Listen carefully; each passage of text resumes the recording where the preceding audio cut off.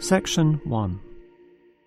You will hear two flatmates, Tom and Richard, talking about their new flatmate who has just moved in the week before. First, you have some time to look at questions 1 to 6.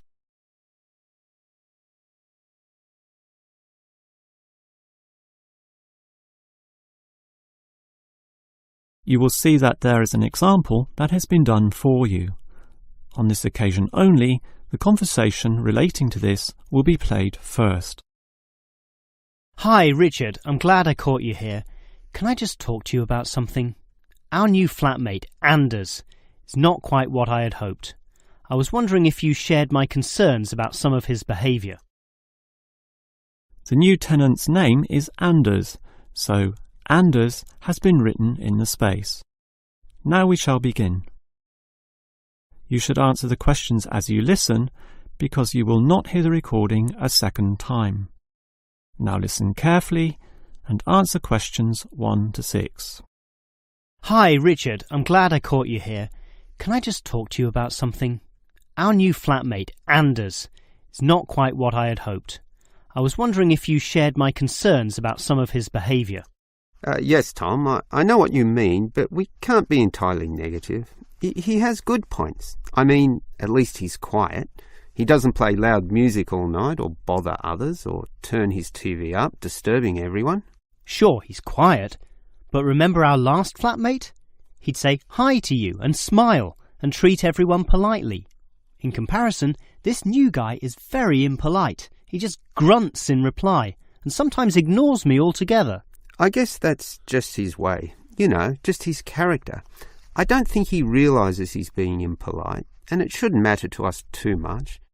We can just ignore him too and quietly live our own lives. But his friends are hard to ignore when they visit. I know what you mean, but how often does that happen? I rarely see them, maybe once or twice a month. If they came more often, it might be a problem, but as it is, such rare visits don't matter so much. Wouldn't you say so? Well, I'm not sure, since it's very obvious when they're here because of all the cigarette smoke in the house. It stinks up the place, and you know we don't allow smoking on the premises. Well, I've never seen them doing this. Maybe they do it outside. Perhaps we can talk to Anders about it. Always remember, though, in one respect, he's a good tenant, and it's the most important aspect. The previous flatmate would always pay the rent late. I know what you're going to say. This guy pays promptly. But there's more to being a good tenant than prompt payment. I mean, you need to turn off the TV, clean up your dishes, dress respectably, be polite, and so on. I guess what I'm saying is that basically you need to cooperate with the others, and this new guy fails significantly in this respect. Okay, I suppose you have a point there. Before you hear the rest of the conversation, you have some time to look at questions 7 to 10.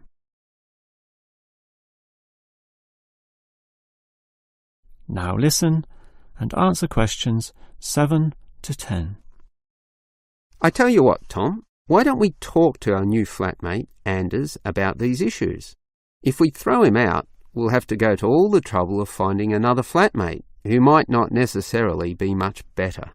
So, let's give the current guy a chance. Here, I've got a piece of paper, so let's make a short list of issues to discuss with him. Get it out into the open. Sure, we'll give him one more chance. So write communication, and let's tell him to... Well, we can't change a person's personality overnight. So why don't we have a weekly tenants meeting, and we can just ask him to attend.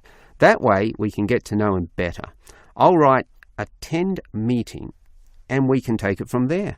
OK, but we have to tell him about his friends. They can't just do whatever they want. Write a heading friends, and then write don't smoke anywhere, inside or outside. Well, instead of being so direct and possibly causing offence, I'll just write follow rules and verbally mention the rules. TV off by 10 p.m, no loud music or bad behaviour, including smoking. OK, do that, but I still think we need to specifically mention that last issue. You know how I can't stand the habit.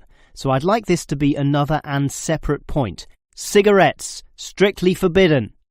And it's important to include the strictly here. We can't pussyfoot around too much. Sometimes directness is necessary. OK, I'll write that. Forbidden. OK. And what about cleaning duties? Anders is a little too relaxed about that. Dishes are sometimes not washed, dirty teacups are left around the place, and so on. So, right, must do better. Yeah, again, Tom, he might take that personally and it could cause a scene. I'd rather be general. I'll write must be done and I'll tell him that that's for everyone, not just him. OK? OK, as long as he gets the message. That is the end of section 1. You now have half a minute to check your answers.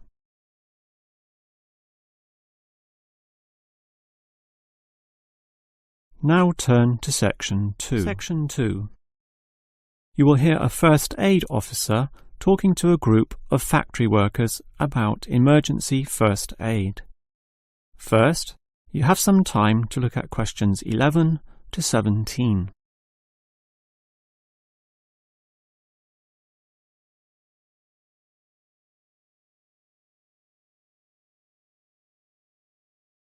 Now listen carefully and answer questions 11 to 17. Hello everyone. Now you know why I'm here. You all work in a factory and in this environment there always remains a significant possibility of accidents happening, in which case first aid will be necessary. What is first aid? It is the provision of emergency on-site care when an injury occurs, and it is essential for everyone to know, if only simply, the steps which must be followed. There are, of course, minor injuries which may happen, not needing further medical care beyond the intervention of the first aider, but you can never be sure, thus the following steps must always be followed. These can be abbreviated to the words Dr. A, B, C, in other words, D, R, A, B, C. The D stands for danger, and that's the first issue to keep in mind. When an accident happens, immediately ascertain that the environment is safe. That, for example, nothing else will fall or break or cause accidents. If you, the first aider, are also injured, the problem is even worse. The R stands for respond. You must then ascertain the best response. Once all the danger has been eliminated and the distress calls sent out, the appropriate action is, obviously, to help the injured party. Alright, that leads to A, which stands for airway. In order to stay alive, all people need to have an open airway to allow breathing. A conscious person will automatically clear their own airway. But if unconscious, this may not happen. The brain is stopped or hindered from properly directing the body, and, obviously, in the worst case, death can result. For this reason, the injured person is normally put into the recovery position. Placed on the side, tilting the head back and ensuring that there are no blockages in the mouth. To free any such blockages, the back can be slapped or the chest compressed, allowing anything to be spat out. Now that the airway is free, check for B, or breathing. If breathing is not happening or is irregular, the first aider may have to assist with what is technically known as cardiopulmonary resuscitation, or more commonly, CPR. This involves breathing for the patient through mouth-to-mouth contact, while periodically massaging the heart through compressions to the chest. This combination allows blood and oxygen to flow around the body, keeping the patient alive, hopefully until medics, such as doctors, advanced first aiders or ambulance staff arrive. Before you hear the rest of the talk, you have some time to look at questions 18 to 20.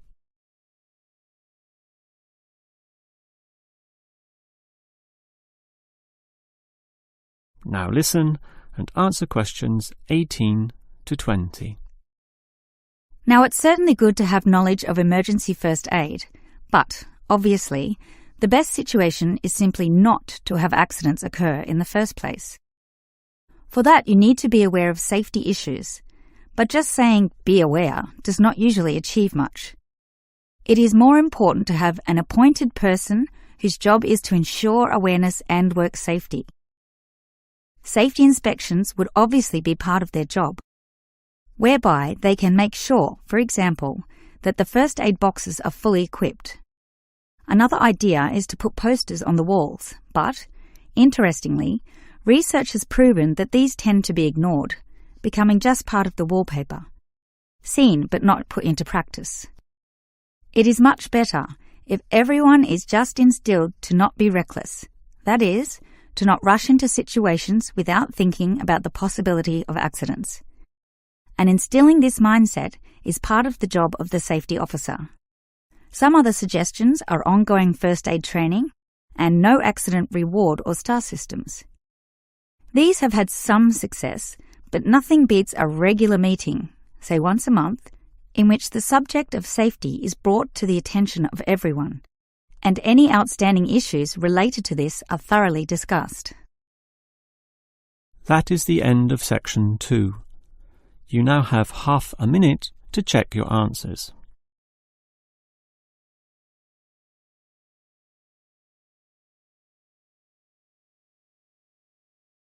Now turn to section 3.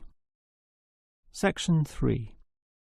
You will hear two students, Frank and Nicole, discussing their research on university waste.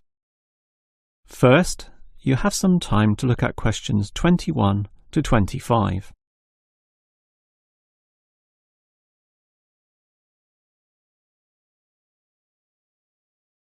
Now listen carefully and answer questions 21 to 25. Hi, Nicole. As you know, we've got to decide on the best ways this university can reduce its waste. You inspected the eastern campus and I did the western buildings. Did you do all the interviews as well? Yes, I interviewed all the staff, who made some good observations, and I interviewed some of the students. The students said little that was interesting. They don't seem to care that much. It was the cleaners, surprisingly, who revealed the most relevant facts. That's not surprising to me. They empty all the bins, so they see the waste firsthand, whereas the staff just throw things away without thinking. What item was most commonly disposed of? Well, it really depended on where I interviewed. In the cafeteria precinct, obviously paper plates and cups were thrown away all over the place. There was almost no attempt at recycling. However, across the university in general, it was paper copying that filled up most bins, far more than plastic or other forms of waste. Do people care about this, then? Well, some do, if you can believe them. I must have interviewed about 30% of customers in the cafeteria, and the results were mixed. Out of all the people I interviewed, well over half, maybe about 55% of them, were quite honest about it, telling me that they had little concern. The other fraction, 45%, were more troubled. Yes, but do they do anything about it? Surprisingly, quite a significant percentage do something, even if they aren't particularly concerned. I mean, small things. About 10% bring their own cups to the cafeteria, for example, and at least 1/3 said they use recycling bins. So, in total, it's an equal split between those who do something or those who don't. So why do so many people remain inactive, particularly over an issue they should care about more? I think they do care, and many of them are prepared to do something. Obviously, there's an element of laziness, but I'd say that it's relatively small. If they knew what to do, and if stringent systems existed, or if the importance of this was made clearer to them, I'm sure you'd see a much larger percentage of people actively working towards helping our environment. Well, there's cause for optimism at least. Before you hear the rest of the conversation, you have some time to look at questions 26 to 30.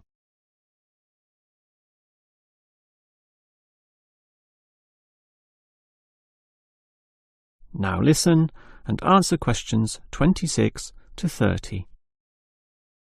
Clearly then, there's a significant waste of paper here at this university, so I've worked out one practical suggestion which could help reduce it, specifically the waste from the excess photocopying.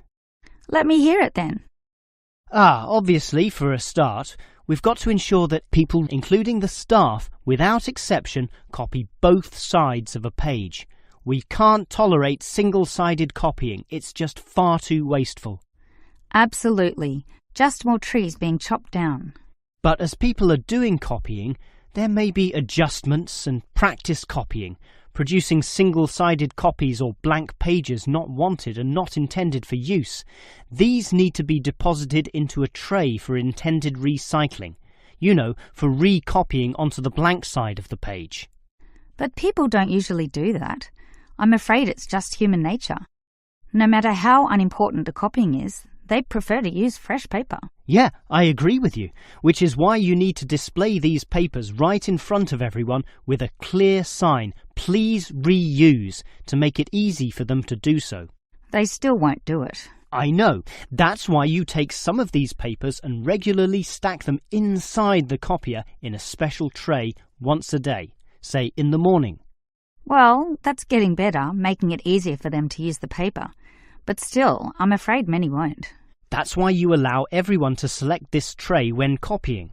You distribute numbers or codes to every person, giving them special access to this recycling tray. Every time they use papers from this, it's tallied up to their account.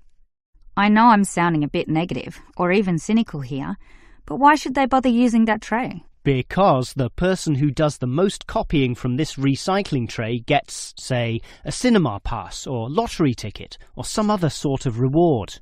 Oh, right. Now that's a system which might just work. Let's trial it in the office and see what happens. That is the end of section 3. You now have half a minute to check your answers.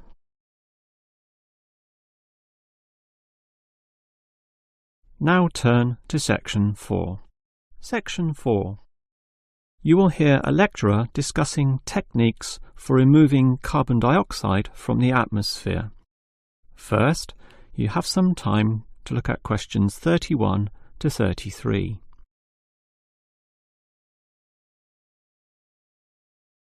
Now listen carefully and answer questions 31 to 33. We all know about the role of carbon dioxide in causing global warming. Obviously, society needs to reduce the release of carbon dioxide, otherwise known as CO2. This gas comes from the burning of fossil fuels, such as coal and oil, and it is virtually impossible for society to prevent or even limit such activity. Our need for energy and power is just too great.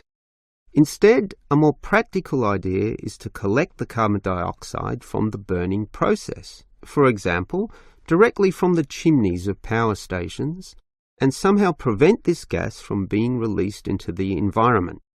To do that, you need to store it somehow, and that has to be essentially forever.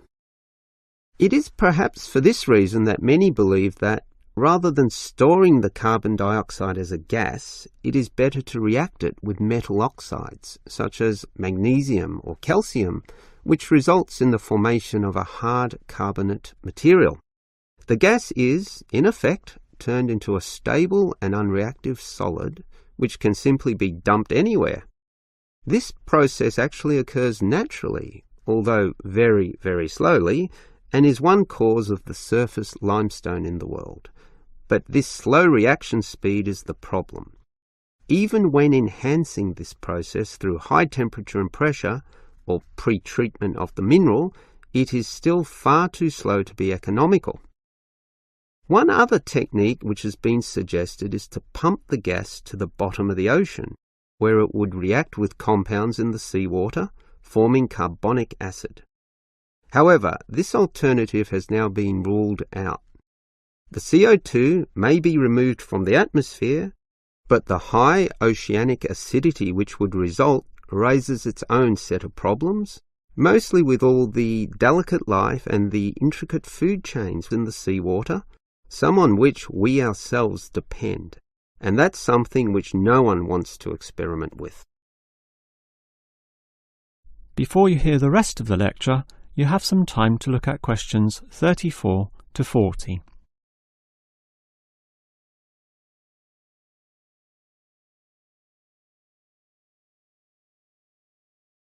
Now listen and answer questions 34 to 40. Perhaps because of the lack of alternatives, the most commonly discussed solution to the problem of disposing of carbon dioxide is to pump the gas underground, a technique known as geosequestration.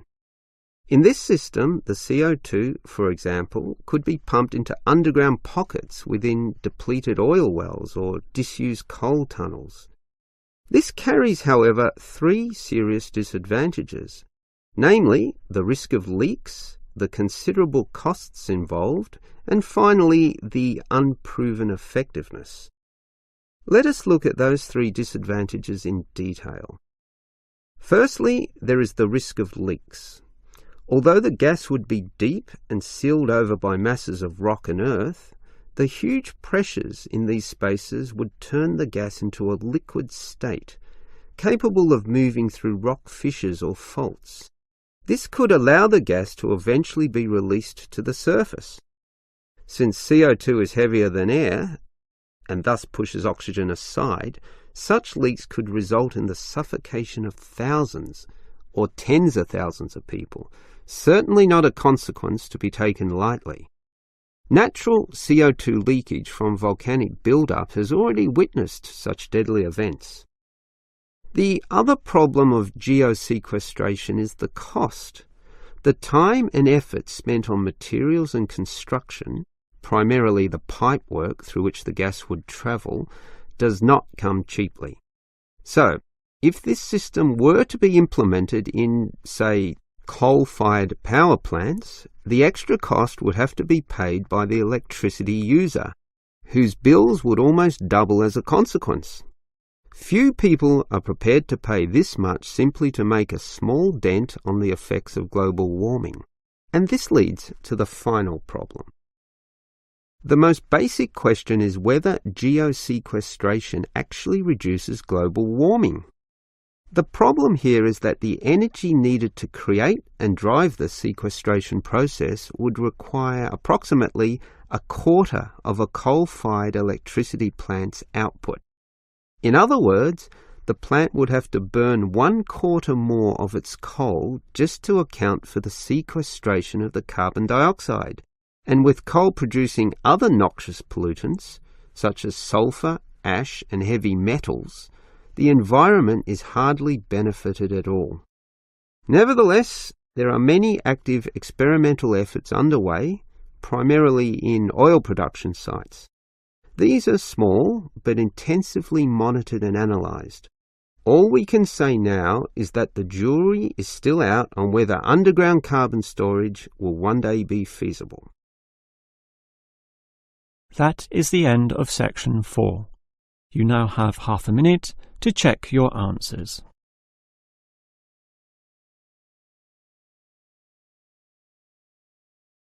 That is the end of the listening test.